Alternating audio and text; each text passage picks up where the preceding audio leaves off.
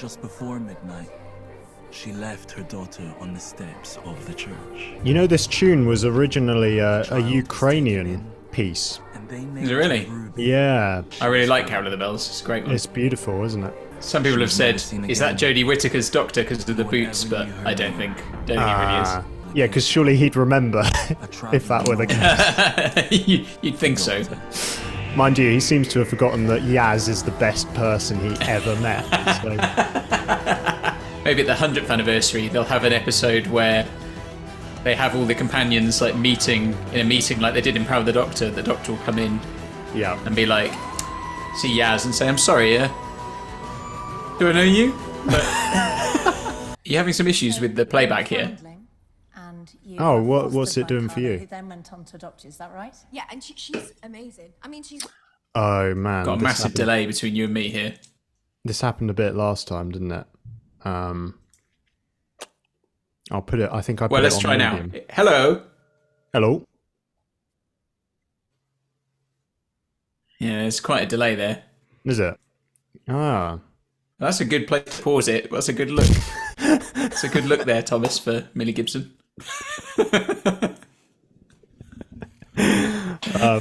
Do my Millie Gibson face. There's the thumbnail. Got the thumbnail, mate. There. And the fact it says, I mean she's nuts butt at the top. Oh, dear. Oh, man. Well, let's try now. Hello. Hello. Oh, that was straight in. Yeah, yeah. Oh, cool. Maybe it was just having that. Funny 5 minutes. So this is sort of believable, isn't it, that a show like this would exist? Kind of reality TV. Yeah. Davina's second appearance in Doctor Who, of course. Her voice is in the Parting of Ways, isn't she? In Big Brother House. Yes, of course. This is Davina Joyd. Please do not swear. So that's a nice throwback. That wouldn't be a great way to go as a Doctor Who companion, would it? No, in your first 2 minutes. Yeah, I found this bit of the episode a little bit bizarre because it's just like a montage of clubbing. Yeah, it's an unusual choice. He's wearing a kind of kilt, isn't he? Yeah, what I find odd about this is what it makes me think of. It doesn't make me think millennia old Time Lords. It makes me feel like this is what he's like in real life, and they've just put that in the show. They were just filming him between takes. Do you know, in the 10-year special of the classic series, William Hartnell actually wears that same vest. Does it? Ah. Merry Christmas. No. Can you imagine? I was gonna say. I was like, you said it so sincerely that I actually believed it, but when that happened, me and my family were like, what? And this is when he regenerates into the 16th Doctor. He regenerates into David Tennant and he's like, oh, flipping out, not again. Yeah, he bi-generates into another David Tennant and him again. But how do you know she'll say yes? Because the sales start on Tuesday and you just couldn't wait. And that's why she loves you. Merry Christmas. Do you reckon we'll get a spin-off series about that guy? And she actually says no.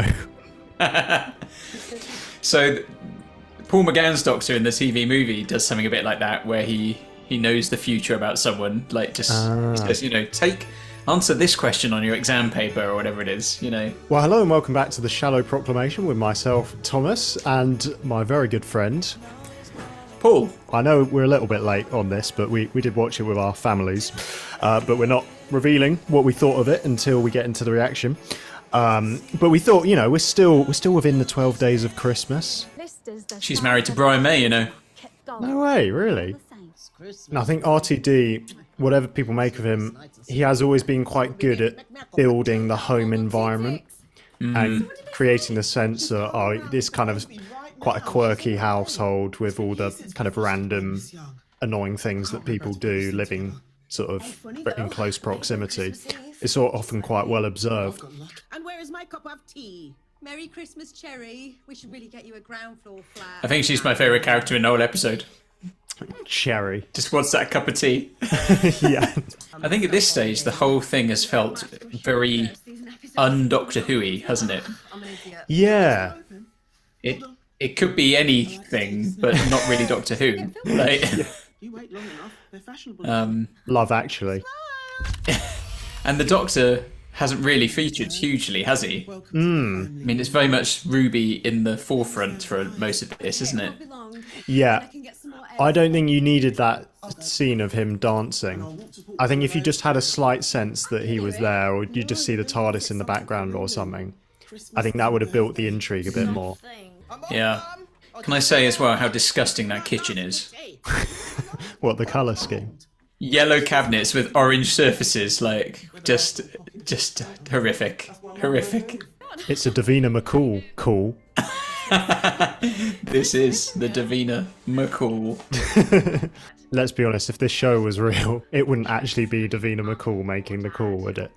No, it's some researcher. Yeah. This would be filmed later on.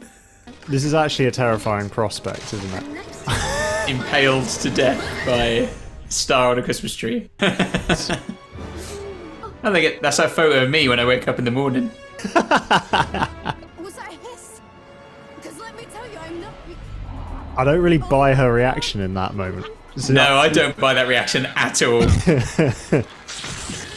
Like, you'd be like you wouldn't be freaked out. You would. I mean, what would you even say in that moment? You'd be like, what the actual heck is going on? And you thought, yeah, I'll give that a go, babe.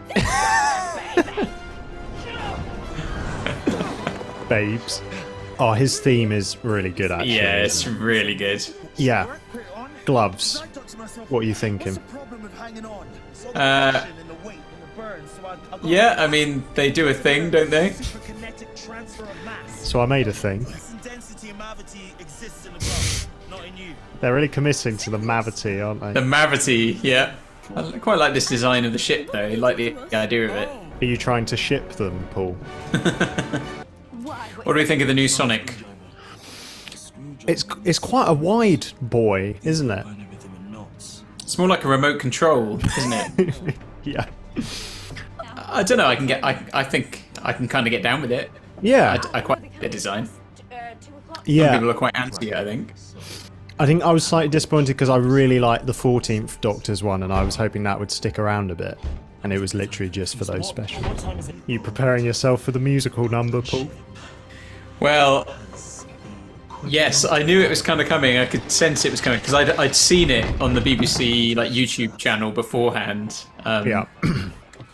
And I wasn't sure whether it was actually going to be in the episode, but I suspected it was. And I was also thinking, oh man, I'm sitting here with my father-in-law who's not into this kind of thing, and I thought this is going to be ridiculous.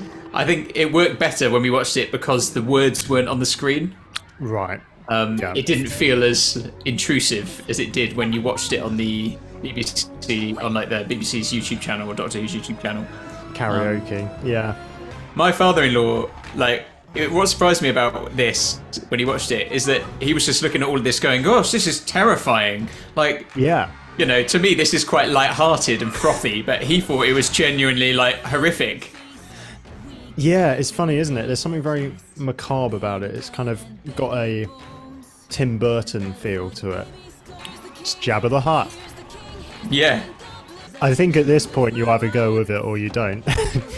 Yeah, and I mean, I think if this was happening every week, I wouldn't be very happy. Yeah. I can get over it for a Christmas special or as a one-off, but it's not my thing. At least at this point, I was like, oh, thank goodness the music's all over. Like, that bit's done. Oh, yeah. And then I can believe that the Doctor would be able to improvise a song on the spot. I don't think I can believe that Ruby would be able to. Like, this is a very traumatic experience. Why stop singing? For the viewer. Janice. Janice Goblin. I mean, I'll be honest, at this point, watching it with the family, I was just thinking like, oh, this just feels a bit embarrassing to be watching this show because they know I really like the show, and I'm thinking that, you know, it just felt a bit embarrassing. Yeah. And my mother-in-law was like, Does the Doctor normally sing? I was like, no. I think it would have been better if the song was less polished and she'd like messed up a bit more. Yeah, I'll be honest as well. It doesn't help that I hate musicals. Do you? Oh, okay. Yeah. I hate musicals because you have a bit of story and then you have a song and everything stops for 5 minutes while people sing this overblown song. Right. And I'm like, come on, let's just move on with the story. Like, yeah. I mean, I like musicals, but I don't know how much a musical number makes sense within Doctor Who. I mean, yeah. Obviously, it's diegetic, isn't it, as you say, because you see the goblins actually playing the music and making it, so it's not like a complete, you know, just fantasy thing, but it did feel a little bit weird, didn't it? And some TV programs like Buffy the Vampire Slayer and I think other shows have done like a whole episode where it's all been a musical. So the whole thing is like sung and done as a musical type show. And if you're going to do that for a whole episode, I guess you can kind of, you know, you can kind of let that go, or I can let that go. Yeah. But when it pops up in the middle of the episode as a little thing, it just feels a bit out of place to me. And you can't imagine Hartnell or Troughton doing that. It's a bit like have you ever seen a Bollywood film? I love them because you'd be like this big historic epic, like Padmavat or something, and then without any warning, just breaks into a full musical number, and there's only like that's three like my of them worst. in the whole film. It's like my worst nightmare. Is it? Yeah. I'm like, why are you bloody singing and dancing again? Get on with it. Although, yeah, but Ncuti Gatwa and Millie Gibson can sing. I mean, I don't know how much of that is auto-tune and how much of it was the authentic gullet. Put through Melodyne. Right. I'm adopted.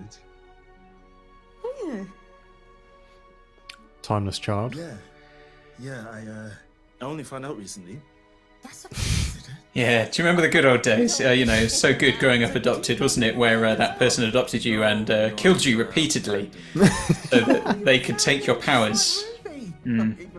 Good days. That is a serious crack. That's a disaster. Yeah. That's me straight on the phone to the insurance. I have to admit, watching this as a homeowner, you're looking at this going, this is an absolute nightmare. And the fact the Doctor doesn't seem remotely bothered just completely winds me up. This is a nice bit of music here. Ruby? So, for me, up to this point, the episode was pretty frothy, but here it now has a kind of, this is now getting quite serious, isn't it? Yeah, I was a little bit up to this stage kind of thinking to myself, well, is that it? Is that just kind of done now? Like the whole goblin thing, it feels a bit too easy, and what can they still do? This is the moment where I was like, yes, he's doing that kind of emotional heft. That was what I felt we never got from Whittaker's Doctor. Like a moment like this. So. It's a very effective scene, isn't it? Particularly the switch in her. Yeah. From sort of this, you know, incredible woman who's fostered all these children and, you know, adopted Ruby, and yet here she is completely sort of embittered and just kind of depressed and down. Christmas Day, Mum's asleep by 3. Yeah. And I'll be all on my own. It's a little bit like It's a Wonderful Life, isn't it? Why would I want You know, seeing the alternate reality. It's a really nice setting, this, isn't it? With the church and the lights and the, you know, lights on the trees and stuff. Looks great. Chekhov's gloves. Yeah. I did feel that like this scene kind of ended quite abruptly with the destruction of the ship. Yeah. I do like and it also, getting impaled. Yeah, I do like that, but the Doctor doesn't give them any choice though, does he? That's true. Just straight up murders the Goblin King.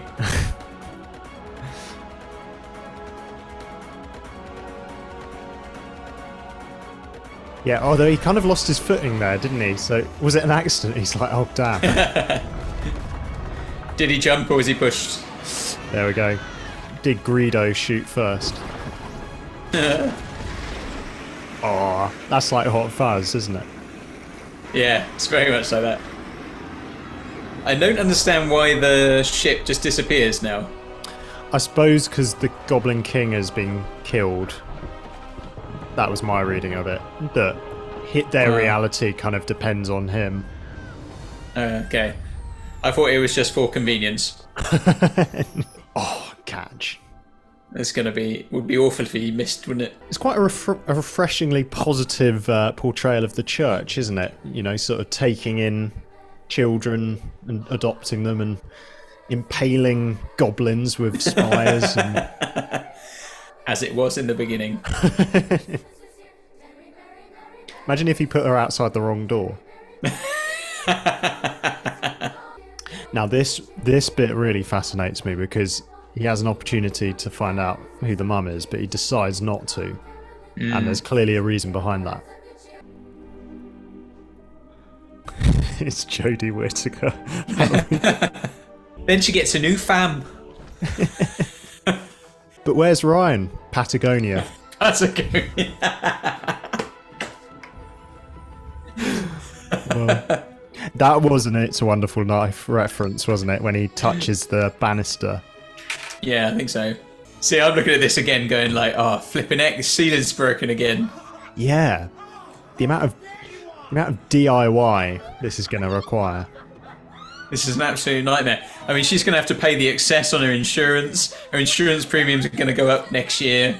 It's a complete disaster as far as I'm concerned. I quite like this bit, actually. I know it's a bit... Yeah, I do quite like this.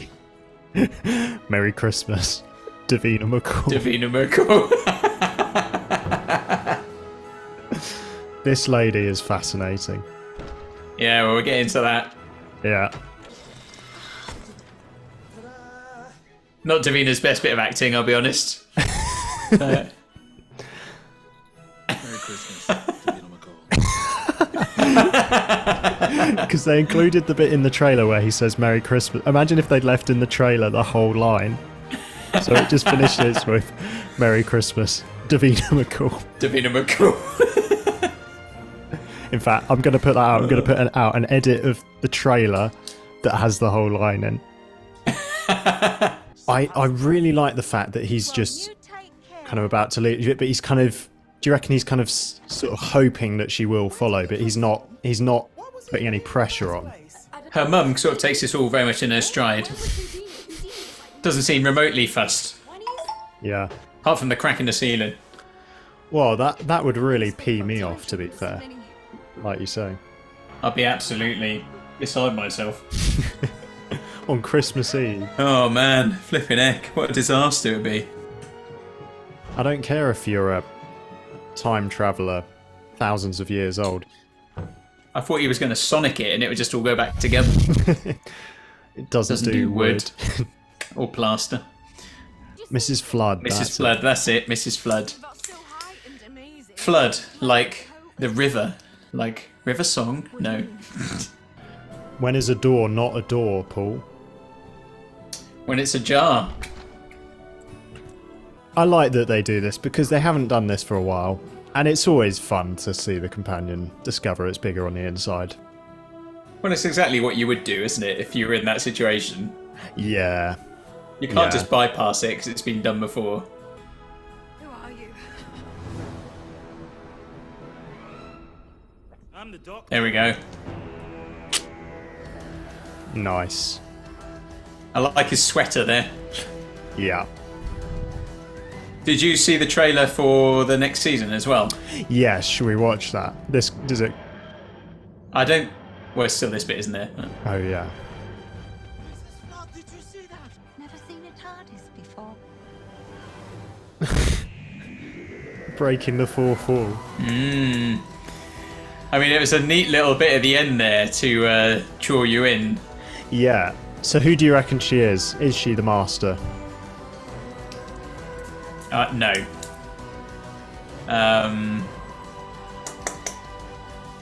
So, I mean, I think there are a number of possibilities, but actually, well, I thought there were a number of possibilities, but watching it on second viewing raises more questions, I think. Interesting.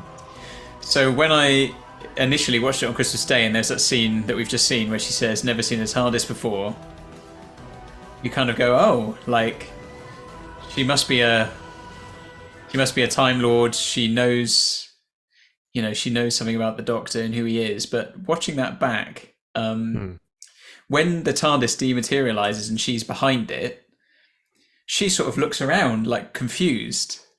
Huh.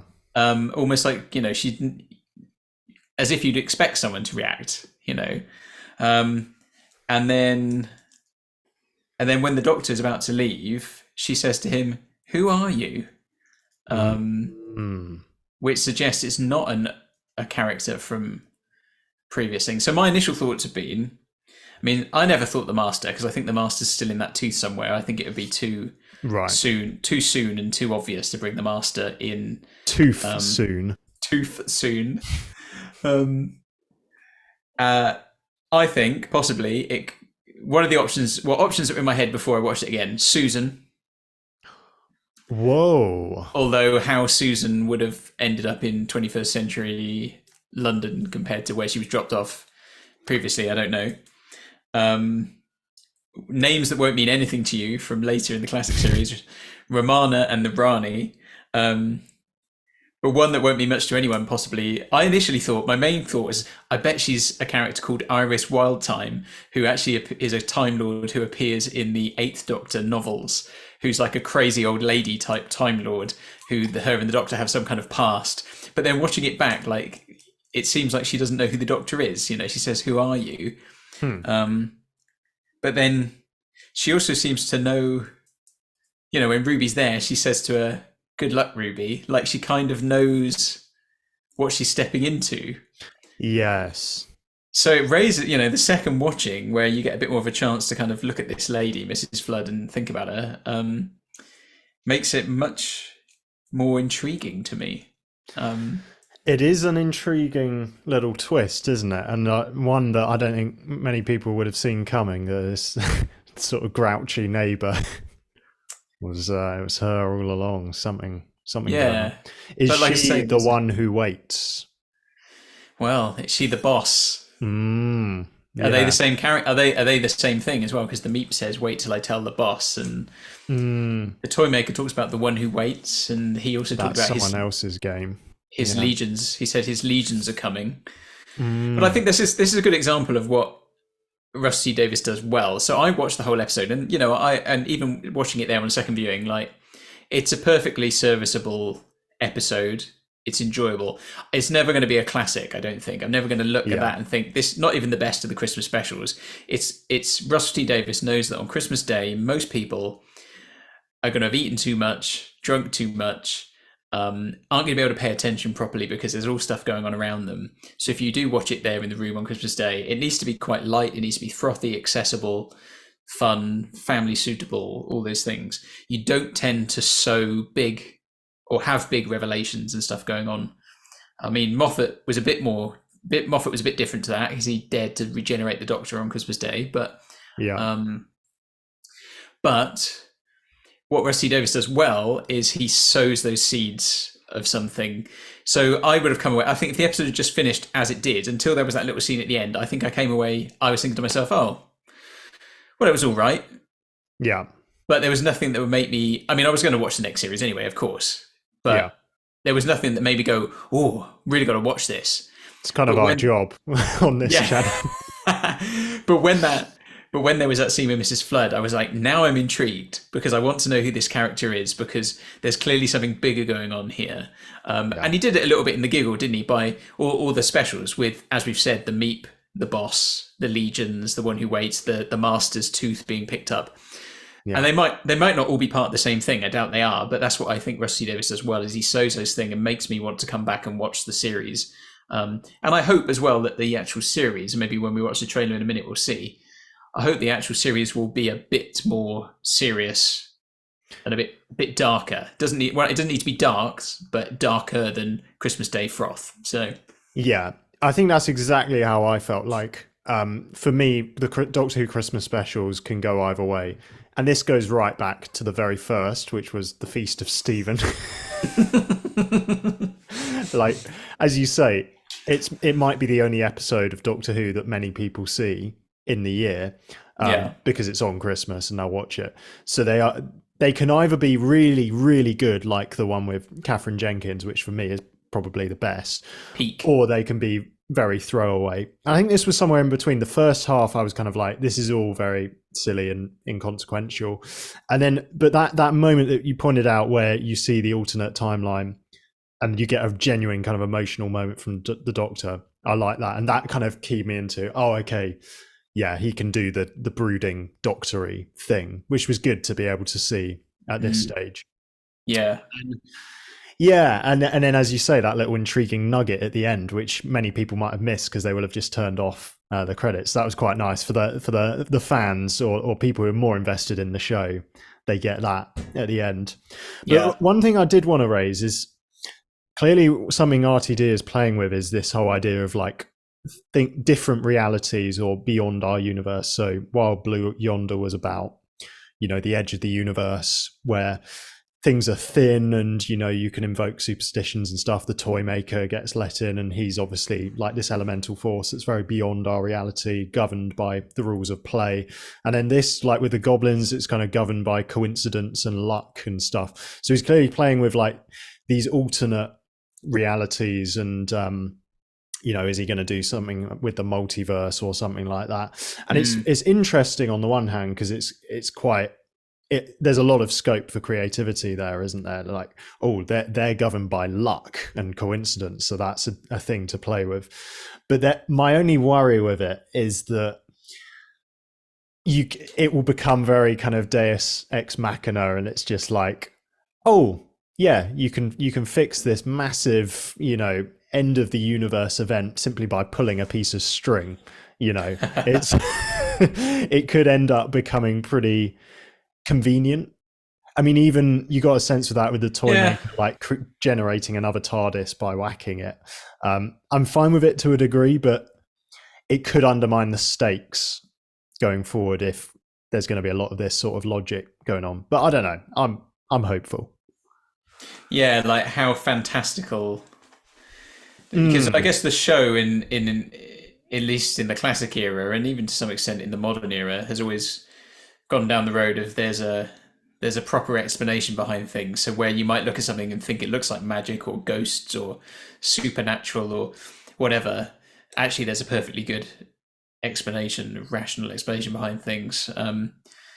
So I read. So the other day I saw someone talking about Russell T Davies leaning more into the fantastical side of things and fantasy, and people were saying maybe that's because we live in such a technological age now that the fantasy is the thing that looks different as opposed to like the sci-fi side of things.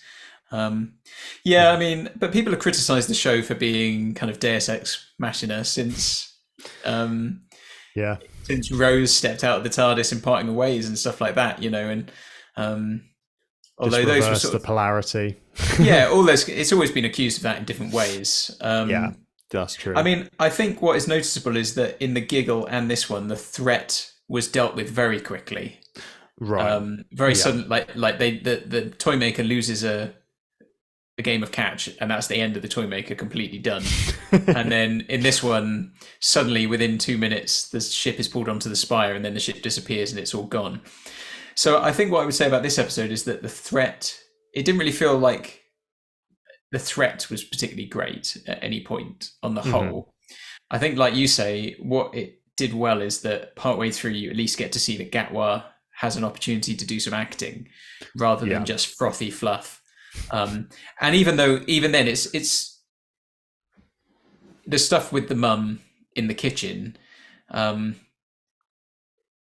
is good, but I'm sure there'll be more, which will be even more sort of, it'll go deeper. I think they can go deeper emotion and things like that. But that was just giving us a flavour at least of what he can do.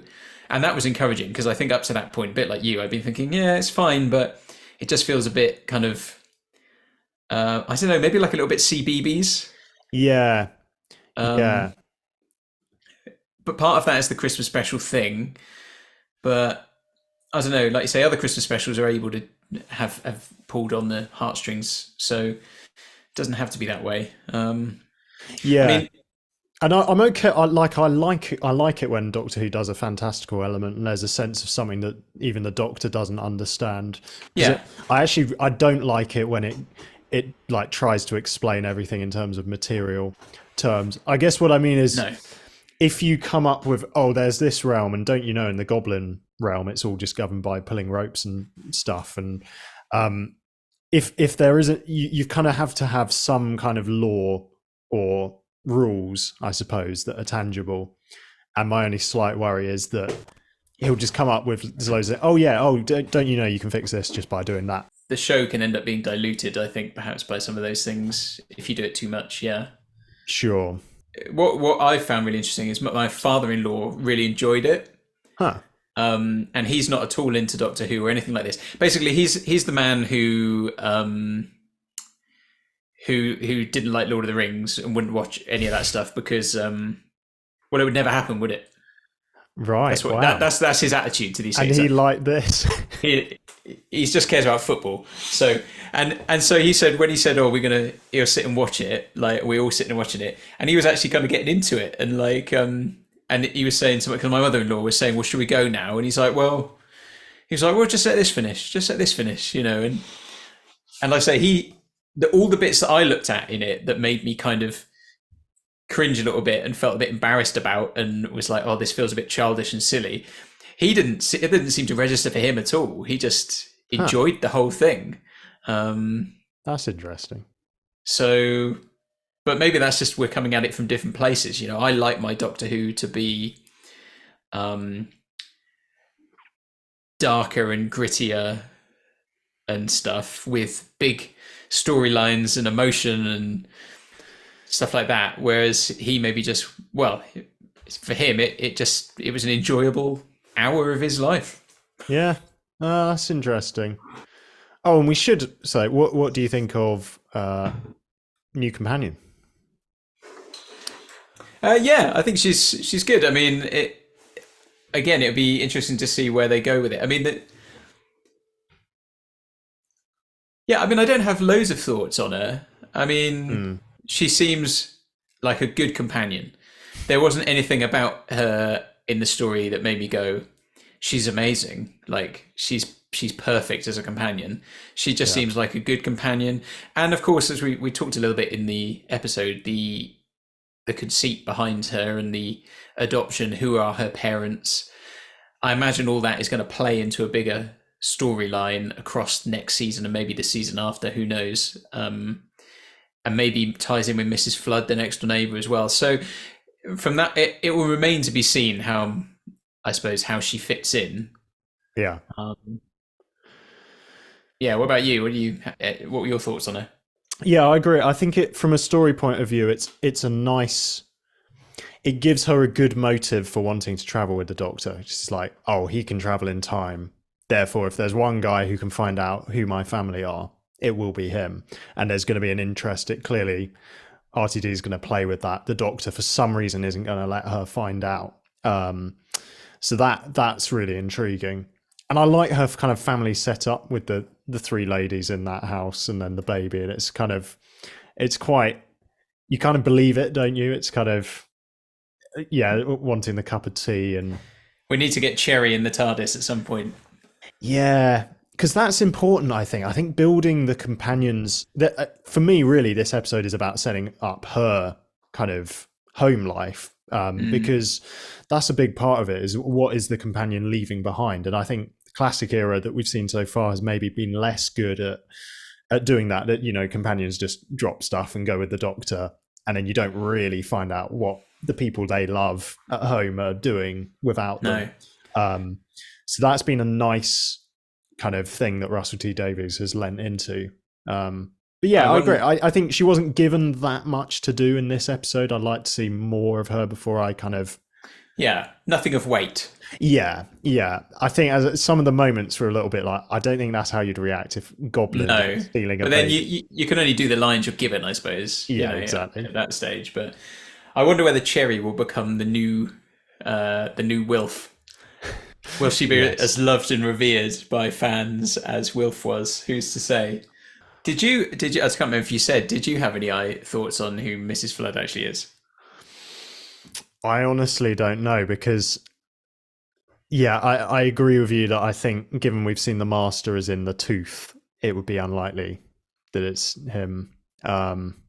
So Let us know below who you think she is, bearing in mind that she doesn't appear to know who the Doctor is. Yeah. But yet she seems to know what TARDISes are, although she didn't look like she looked very confused when the TARDIS first dematerialised those. So with that in mind, I'd love to know what people actually think. What would be... Okay, can we imagine what would be the funniest person for it to be? So I have a couple of thoughts. One, it's the thought that the 14th Doctor, like a later regeneration.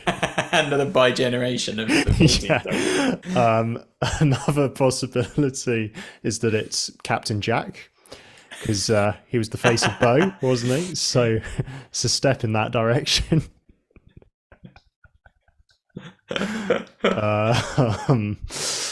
Yeah. Interestingly, I mean, I've assumed that they must be some form of Time Lord, but I suppose you don't have to be a Time Lord to know what a TARDIS is. I like the possibility that it's Susan. I hope it is a Time Lord, because I hate that Chibnall destroyed Gallifrey again after 10 seasons or whatever it was. How long did it take us to get Gallifrey back? Like basically 10 seasons, if not a little bit. No, it's a little bit less than that, wasn't it? Because it was 50th anniversary. So after 7 seasons, and then the Capaldi era, he finally got back to Gallifrey himself. Yeah. And then Chibnall just destroys it off screen for no reason, and just because like all the Time Lords are gone. And I'm like, what absolute... I mean, everything about the Chibnall era is a complete disaster as far as I'm concerned anyway. But so I'd like there to be Time Lords again. So it'd be interesting to see where the show goes. And so with that in mind, should we have a look at the trailer? Let's. Because I said to my family, I was like, as the show was ending, I was like, everybody stop talking. There might be a trailer. Like, I was like, don't start talking now. It's not finished yet. Oh, to be a fly on the wall of Paul trying to watch Doctor Who in spite of his family. Will you people shut the...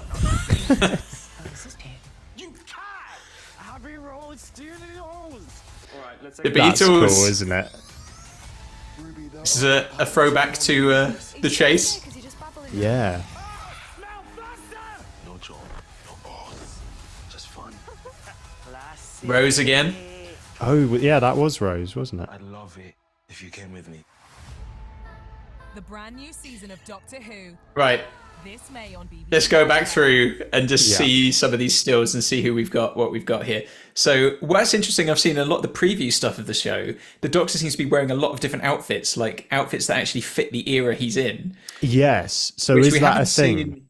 Yeah, I mean, I don't know if I like that so much. I mean, I know in the Hartnell era he did that a little bit, didn't he? And I know Tennant occasionally switched into a sort of... Well, in the Idiot's Lantern, he styled his hair differently, didn't he? Yeah. But I kind of want the Doctor to have his outfit. Yeah, the Tennant suit was pretty iconic. And I do kind of like the leather jacket that Ncuti Gatwa had. Maybe that will sort of be his kind of default at points, but... Is this picture of him by the TARDIS swimming pool because he's got his whistle there for lifeguarding? Yeah, what is going on here? Saying no... Yeah, it looks like they're about to do a kind of she's about to go Pilates routine. No heavy petting in the swimming pool. So this is the Downward Dog, and this one is called Into the Vortex.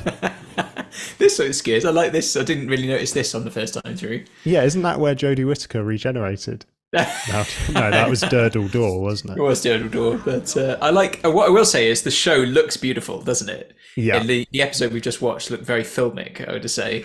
Now that's a nice outfit, isn't it?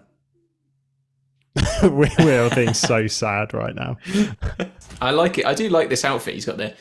Okay, little palm pad there, and yeah. So what era do you think this is? Is this kind of similar era to? Now she was in Torchwood, and she was also in Game of Thrones. That lady. Oh right. But obviously not the same character. What does he say there? You cad. You cad. Now this is clearly the '60s one, isn't it? Yeah. I mean, that's going to be so much fun, isn't it? Look at how faithful they've kind of... Yeah, so let's go look at these guys. All right, let's take it from... So we can see all four of them here, actually, because Ringo's hiding behind the back there, isn't he? Yeah, and it is a good likeness, isn't it? Storyline would be. I wonder how that would tie in. So do you reckon it'll be to do with an actual song or something around a piece of their music? Yeah, maybe. Which song would it be? I don't know. Now, who was that in the background? I thought that was William Hartnell for a second. Or is that Miss Flood? That to me looks like that looks a bit like an Auton. Do you not think? Yeah, I know what you mean, actually. Like a dummy. But I mean, it's hard to tell from there. Now, Jinx this is Monsoon. clearly some kind of villain. Yeah, the character is called Jinx Monsoon. Oh right, I haven't been seeing some of those updates. They've been putting them on the Facebook page or the social media for quite a while, even before the specials came out. This person was revealed. It's sort of a Queen of Hearts aesthetic, isn't it? Yeah, got the old piano lapels there. Yeah. Can you imagine us in like when we're in our 70s? Yep, so they've got the old piano lapels. In my 70s, I'll be dressing like this anyway, because I won't care by then. Well, I think you'll find that was actually used in Doctor Who 2023. That's a callback. Oh, that looks like a big woodlouse. Yeah. Are you thinking what I'm thinking? I am thinking what you're thinking. The Web Planet. But Dadak come from the skies. Now that's a cool looking alien. It looks genuinely alien. That looks a bit like the creatures in Stranger Things. So that must be the same scene, yeah. Because often these trailers, they get cut together and you think things sometimes go together, but they don't. Yeah, it's good to go through it frame by frame because they're so brief, the shots. Yeah. I do quite like it when Gatwa does his... Now this is cool, sort of Mission Impossible. What was in the background? Sorry. I was going to say, are they on the... So look, this is interesting, isn't it? Because this is the sort of... the era they were in before, in that kind of ballroom. But yet here, this looks very different. We've got alien technology in his hands. Yeah. Some kind of blaster. Yeah, so that is right. And that's in Unit, isn't it? Back to Unit again, yeah. So do you reckon we'll see Donna and... No, I don't think we will see Donna and the Doctor again. Rusty Davis has said they're done. Really? Yeah. He said, well, there's no more 14th Doctor. Whether Donna Noble appears, I doubt it, though. I think that would just muddy the waters too much. Yeah. I suppose it leaves the door open for potentially... Do you think here she's going home to see someone, or...? Oh, maybe. Oh, no, maybe not. That's, I'd love it if you came with me. Slightly different outfit again there he's wearing at the end. That's sort of like a black shirt or something. Yeah. Yeah. Yeah, it looks, he's a very casual Doctor, isn't he? He is. He's kind of... he's kind of a Saturday Doctor, isn't he? I reckon everything we've seen in that trailer there will be from... Well, there's only 8 episodes, aren't there, in the... Oh, really? The next season. How long do we have to wait? This May. Yeah. So I reckon all of that, though, will be from the... Well, I was going to say from the first half of the season, because the trailers always used to be like that. You only ever really got stuff from the first 6 episodes out of the 13 or so. But of course, the difference here is that the season's finished, isn't it? Yeah. They've made it all. He's actually filming his 2nd season at the moment. So I guess that could come from anything, but they probably don't want to give too much away. So sure. It's probably just there to tease you and not give too much of what's going to happen. But, you know, I like the trailer. I thought, great, I'm up for that. That looks good. There's some good stuff coming. So you're fairly positive about the state of the show at the moment? Because there has been a lot of disagreement about this online, hasn't there? I mean, I don't know. I mean, I have my reservations, but I'm fairly positive overall, I think, about how it's looking. Well, I can understand people's reservations, particularly off the back of just that episode. Yeah. But until we see more, it's hard to judge it. And the reality is that, like, if you sat down and you watched... I mean, for all the people who say, oh, it's not Doctor Who anymore, for whatever reason, the reality, but they will look at the classic era and say, "Oh, the classic era is all obviously Doctor Who." But if you compared a Colin Baker episode to a William Hartnell episode, I mean, they're completely different shows, basically. At that state, they're even John Pertwee to William Hartnell. It's a completely different thing, and so it's always going to change.